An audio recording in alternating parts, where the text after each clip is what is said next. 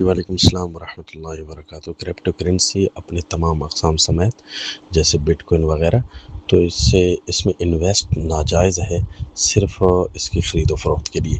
باقی ایک ایسا مرحلہ کبھی درپیش ہو جاتا ہے ہائی پروفائل لوگوں کے لیے کہ جس میں وہ ان کے پاس اپنی دولت کے محفوظ کرنے کے لیے انہیں بعض چیزوں کا سہارا لینا پڑتا ہے ہیکنگ سے بچانے کے لیے۔ تو اس میں وہ اگر کسی بھی طرح کرپٹو کرنسی میں کنورٹ ہونا چاہیں تو وہ ایک مخصوص صورت ہوتی ہے، وہ اس وقت صرف انہی لوگوں کی ضرورت ہوگی، اور اس وقت ایک قاعدہ ضرورت کے تحت اپنا بیان ریکارڈ کرا کے کسی بھی دارالافتاء سے وہ اس کی اجازت لیتے ہیں، لیکن اس میں انویسٹ خرید و فروخت کے لیے یا اس قسم کی چیزوں کے لیے وہ نہیں کر رہے ہوتے۔